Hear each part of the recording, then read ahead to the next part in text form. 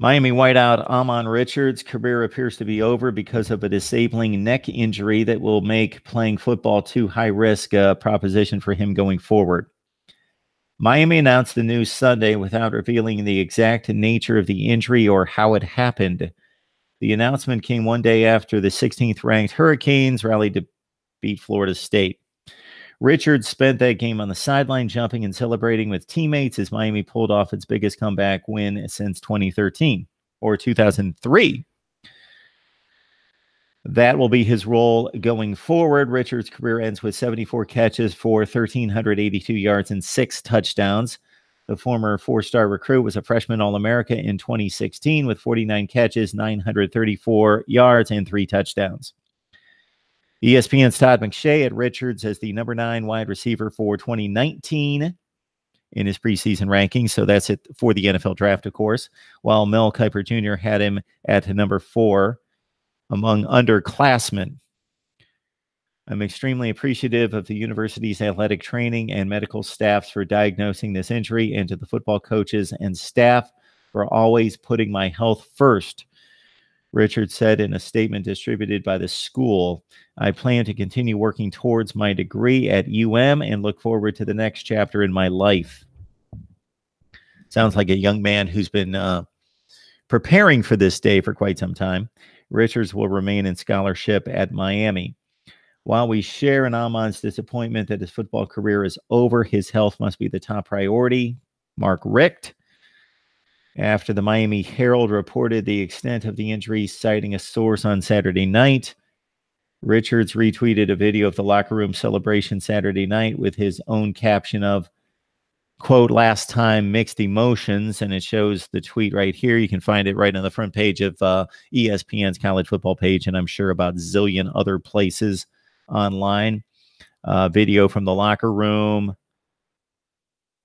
Richards becomes the second prominent Miami player to see his career end with a neck injury in less than a year. We talked about it with Cam Underwood from State of the U about this time last year. Malik Young's final game was in last season's Orange Bowl, or it would have been 7 or 8 months ago, where a helmet-to-helmet collision left him in need of surgery that stabilized the C1 and C2 vertebrae at the top of his neck. And doctors later told the cornerback that he was extremely lucky to have avoided full paralysis. Young walked off the field after that hit, not immediately aware of the severity, and now Richards is dealing with a similar matter. All right, we could go through the rest of this, but Ahmmon Richards, obviously a prized recruit, came into the program, caught 49 passes, 3 touchdowns as a freshman All-America, and we've had on, again, Cam Underwood in particular, State of the U, discussing his multi-skill set, his great athletic ability and what might have been, and then he started to have injuries, other injuries aside from the neck, knee injury, ankle injury that sidelined him for much of 2017. I think he only caught like 17 passes last year, something in that range. And made his final appearance against Miami or against LSU in the season opener, 1 reception, 9 yards. And has just been listed on the team injury report since. So no Ahmmon Richards. Obviously, what is first and foremost is his health, and that's going to be protected by staying off the football field and hopefully nothing permanent or affecting his causing pain, causing discomfort, causing limited mobility, causing deterioration of life and his body over the rest of his life. Hopefully that has not taken place, and hopefully this spares him that.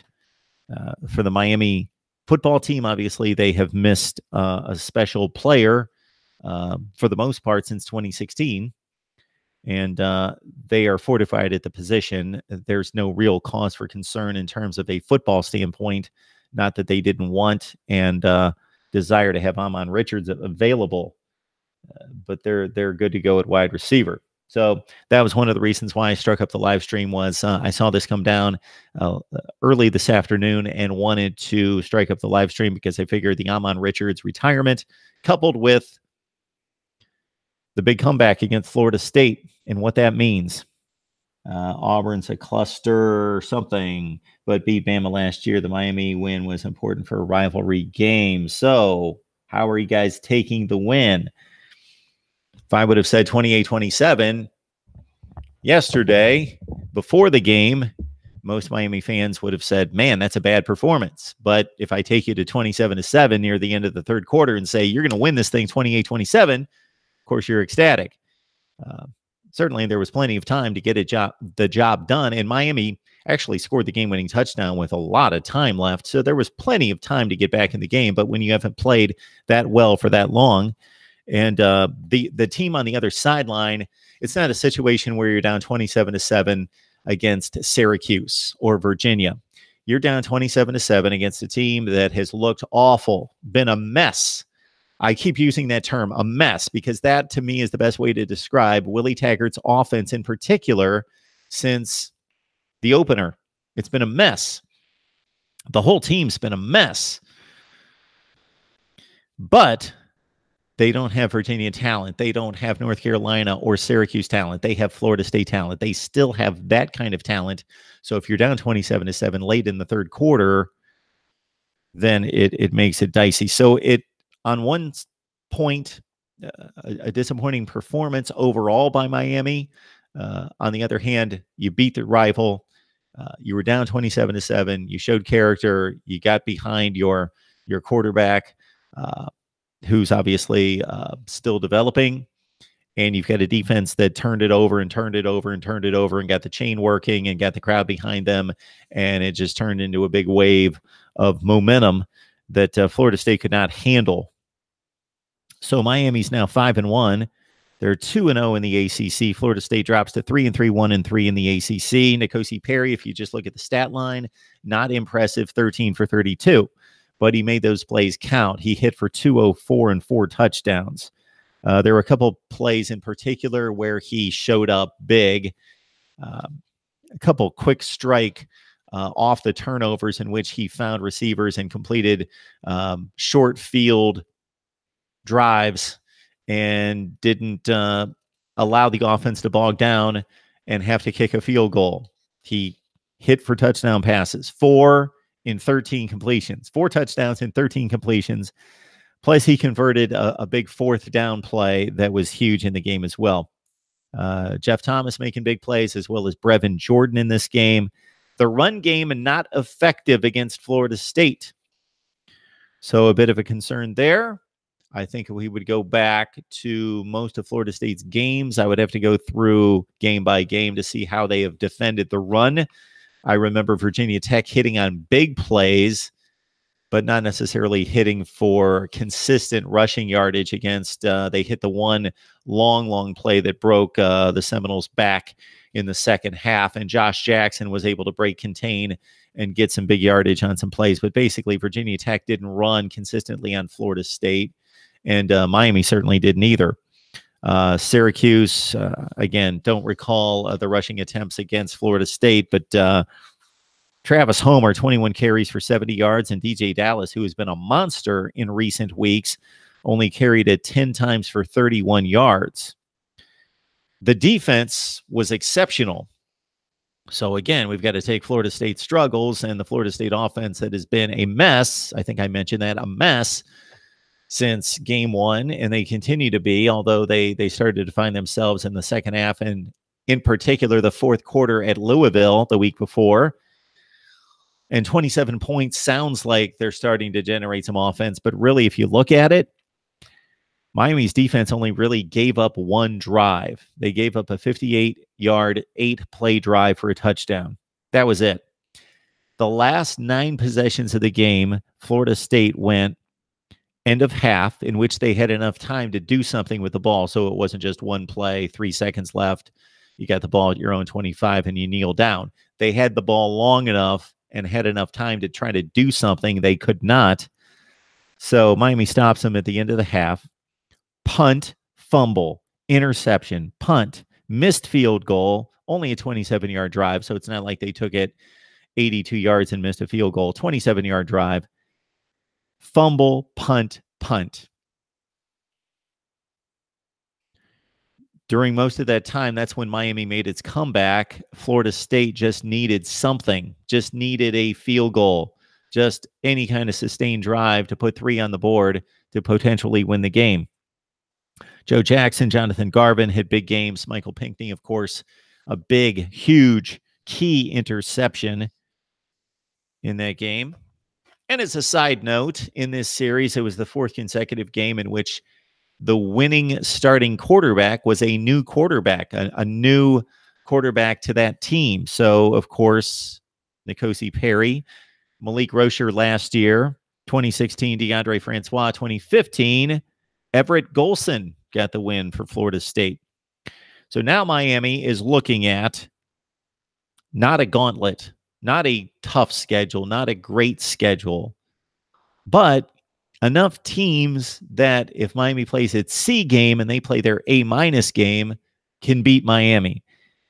Any of these teams can beat Miami. Of course, I don't expect any of them to do it. Although if I look at the entirety of these 6 games, I'm thinking Miami trips up one time.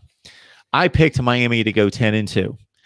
I thought that they would probably lose at Virginia Tech and somewhere else, maybe Florida State at the time when we thought Florida State was going to be close to Florida State football. At Virginia, at Boston College on a Friday night. I think that was the game that I targeted. So 2 on the road the next 2 weeks in Charlottesville against a Virginia team that is developing under Bronco Mendenhall. Still has a long ways to go, but they're coming off a bye week to prepare for Miami at home, and then BC on a Friday night on the road, Duke at home, decent Duke team. We saw what Virginia Tech did to them just last week, 38-14, whatever the final score was, something like that. But Duke's decent. They'll provide a challenge. At Georgia Tech, of course, Georgia Tech almost won in Miami last year without a 4th down juggling catch from, I believe it was Langham, right? That pulled that game out. Miami goes to Georgia Tech. Georgia Tech obviously put a whipping on Louisville, 66-31 at Virginia Tech. Notre Dame made them look bad in the second half, but I think that game was about 4 or 5 plays away from being razor tight. But of course, Notre Dame didn't make the mistakes and they made huge plays. Virginia Tech didn't make so many huge plays and made a few costly mistakes. Those teams were separated by about 5 to 6 plays, and that's what typically happens. I'm not making an excuse for Virginia Tech or saying that they're as good as Notre Dame, but that they were only separated by about 5 or 6 plays in that game. So traveling to Blacksburg could be interesting for Miami. So they've got 0 losses in the conference, but Virginia Tech, despite stumbling twice, they also have no losses in the conference. Now, Virginia Tech has the same non-division schedule as Miami. Ironically, the 2 best teams, or who we think are the 2 best teams in the division, play both Boston College and Florida State. Virginia Tech's already taken care of Florida State. They've got BC coming up, and I believe that game would be at home. So if Virginia Tech, it can at least match Miami's record in the conference, then most likely this game's for the division championship. Or if they can play within 1 game. If Miami, let's say, loses no other games in the conference and Virginia Tech loses once, let's say they stumble against BC, well, then Virginia Tech can still win the division by winning that game in Blacksburg.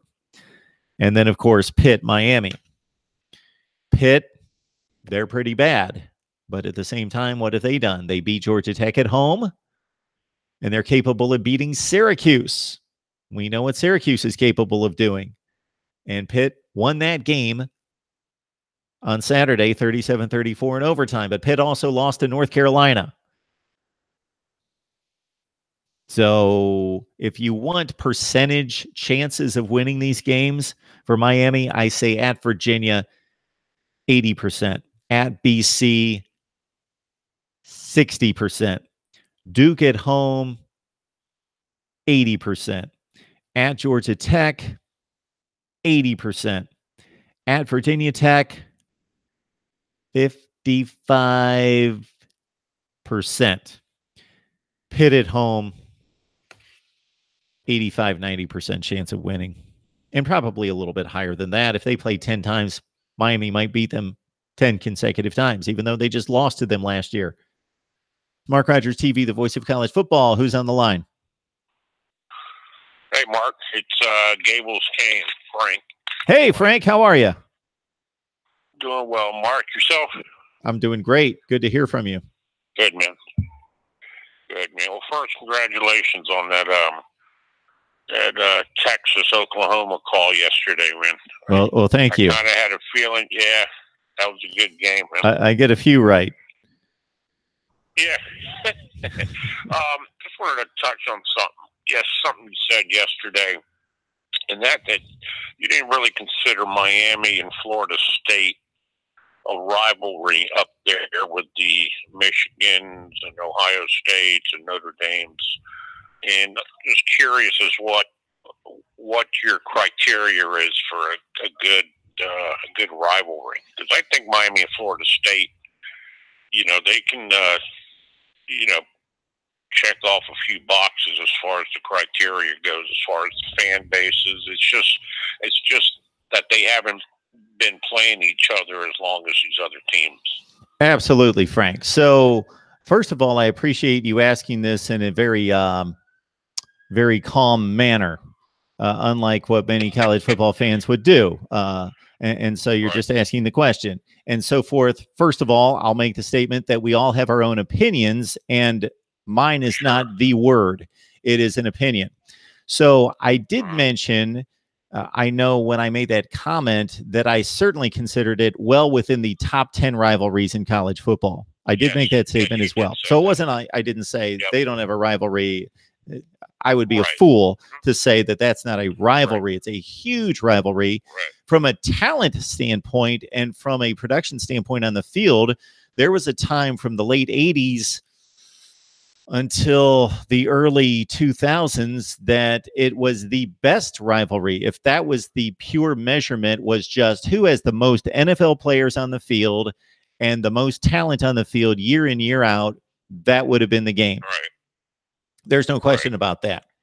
I'm just saying that if you took the totality of the tradition and the impact on college football and the number of eyeballs on the screens and in the seats, if you take all that into totality, I don't know if it would have been, if I would place it, I'd have to go through all the criteria that I believe that I would bring to the table that would need to be categorized and calculated and kind of considered, that I would do some kind of series on this at some point, maybe in the off season. And I would come up with some kind of ranking system that, again, would not be a perfect formula, but it would just be my perspective. But I just automatically think Ohio State, Michigan, Alabama, Auburn are the two preeminent rivalries in college football. Then the other ones I would rank in some order. And Florida State, Miami might be number 3 in my listing. It would be close. Right. Yeah, I'm sure if you ask 10 different people to rank the top 5 rivalries, you probably get 10 different answers, I'm sure. You would, although these polls are done, as you well know, all the time about the best rivalry in college football. And the two rivalries that I mentioned, the Iron Bowl and the Ohio State-Michigan rivalries, are typically, if you look up any fan poll out there, they typically finish 1-2 or 2-1 in that order. Yeah, they don't. That's one thing that Miami and Florida State do not have. They don't have. They don't have like a title, I guess you could call it, to their rivalry, like like the Iron Bowl and they're also not.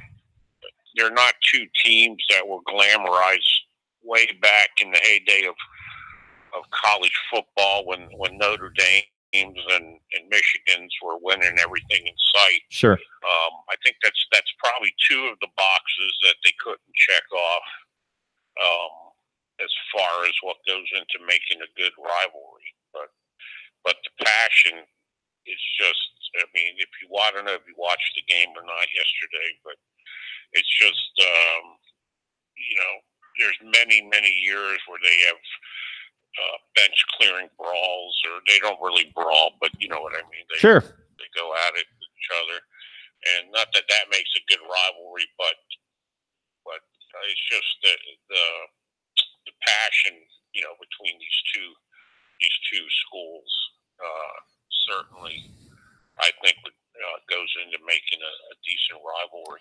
Well, see, we've got somebody in the live chat right now that's mentioning that Miami-FSU, that game has been the best rivalry since the late 70s. It's not even close. The combination of both Miami and Florida State's national championships has been the most since 1979. So if that's the sole criteria for this individual of who's won the most national championships, then over the last 5 years, I would say the Clemson-Florida State rivalry, I would say for about 4 or 5 years, was the best rivalry in college football. I don't even think that's close, but they combined to win the most for a 4 or 5 year span. That didn't make it the best rivalry just because they played each other.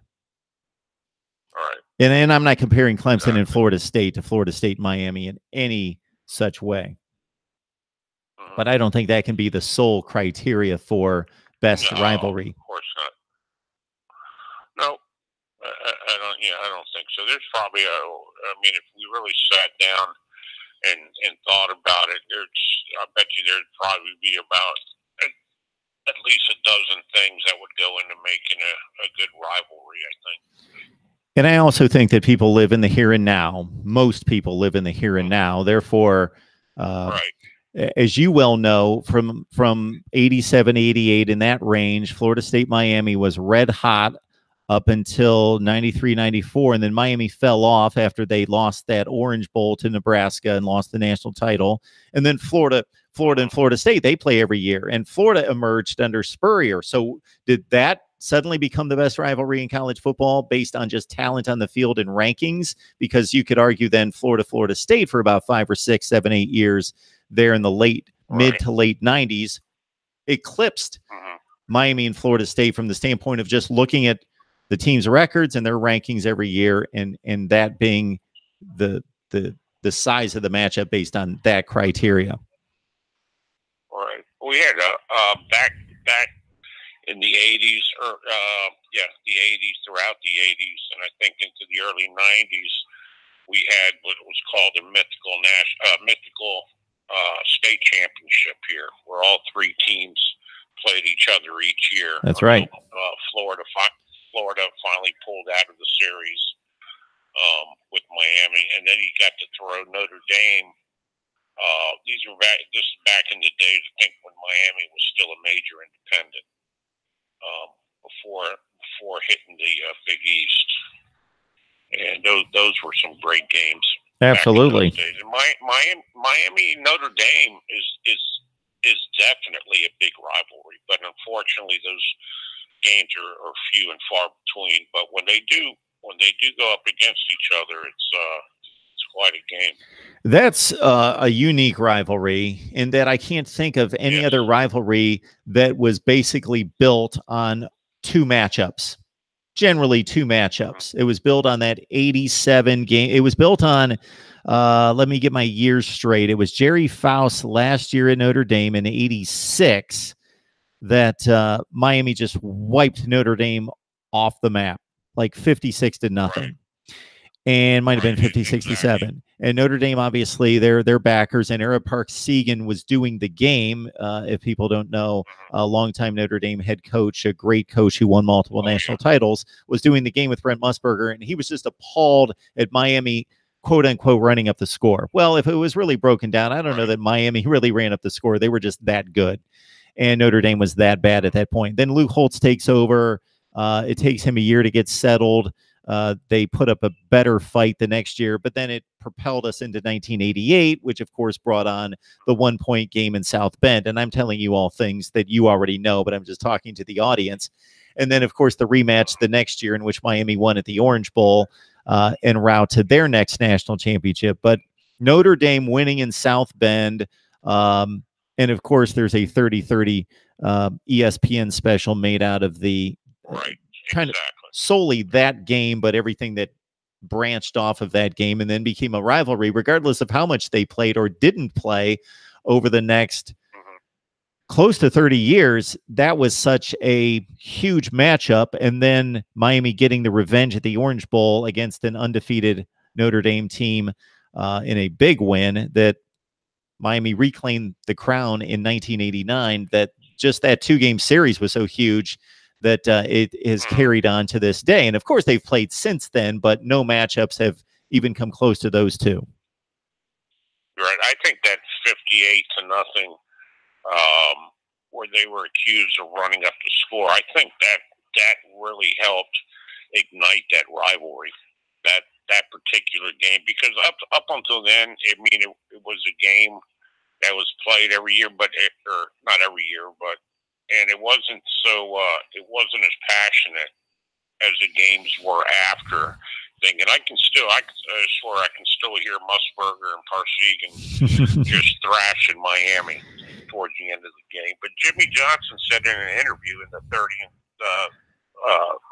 for 30 that, he said, what do you want me to do? I'm putting my second and third string guys in, and they're still running over them. Yeah, number one, and I think they did a nice job of depicting it because they showed the plays. Miami was basically running the ball off tackle. They weren't doing anything egregious to try to run up the score. But you put a third teamer in the game, and we see it every week in college football. These kids want to play. They haven't been able to play. They practice their guts out every day. They get to play on national TV against Notre Dame. They're going to play hard. And plus, they got fresh legs under them when they go in there. Sure. They haven't been playing the whole game. Good point. So, yeah.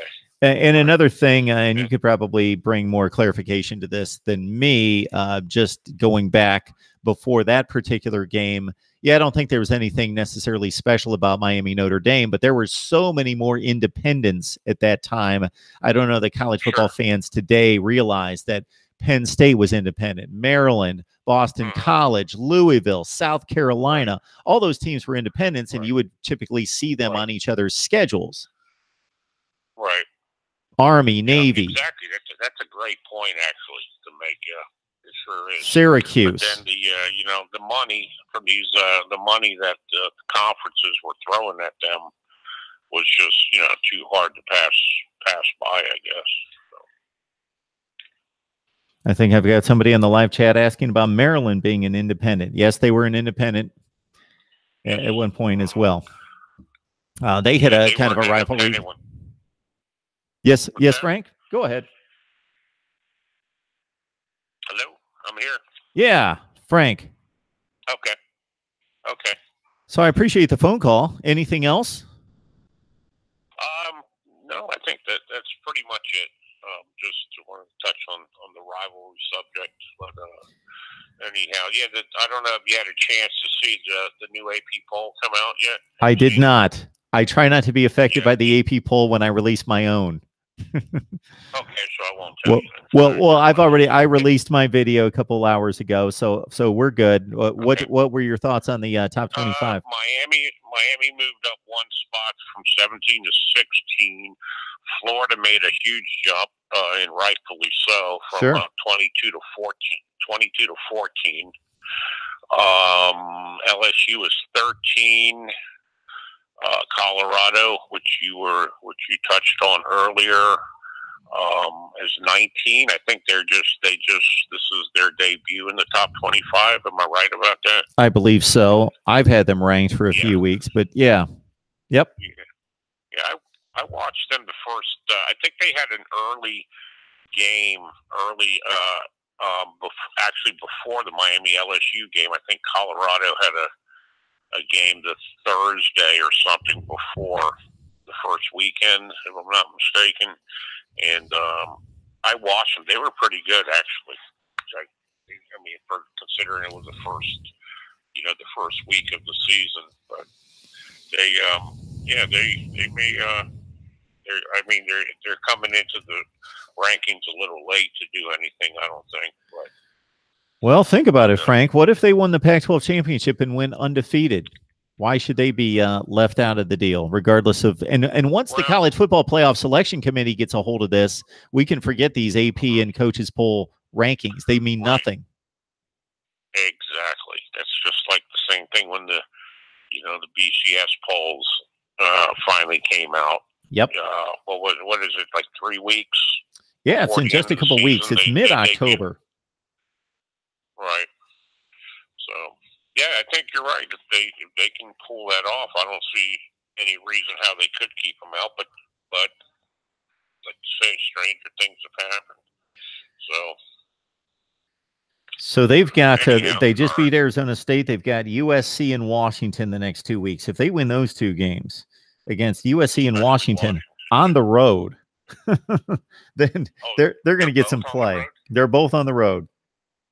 Oh, wow. Okay. Well, that's definitely two, especially the Washington game sure. would be a marquee win. That's another problem Miami has this season. They were, after the LSU game, the only other team Miami had was the next to last game of the season is Virginia Tech. And, we were kind of hoping they would be ranked up there when we played them. But Miami they have no chance at a marquee win in the regular season. Nope. To bolster them up. And I mean, you can see they beat North Carolina by 37 points, and they fell in the rankings. They beat Florida State yesterday. They only moved up one notch, so they're going to be hanging. They're going to be hanging around, the middle of the pack there, unless they can do something with the ACC championship. Yeah, that's going to be the game. Of course, I'm not going to bypass these other games because. They've got a load of games that they're not going to be given credit for, but a few teams they could trip them up on a really bad night at Boston College, Duke, and of course the game in Blacksburg. Yeah. Well, earlier in the season, Boston College seemed like the perfect trap game. Yep. I'm not so sure now. Yeah. But the one game that always worries me is Georgia Tech. Mm-hmm. When Miami plays Georgia Tech, it's last year. It was actually last year. That was one of Miami's one of the games that they almost lost last year. Absolutely. Came down to a late field goal, right? Yeah. Field goal. And that triple option is something else. Yeah, they had to complete a fourth down play down the sideline to keep that drive alive. Right. Exactly. All right, Frank, I see your handle on a regular basis on the chat, so I appreciate you calling.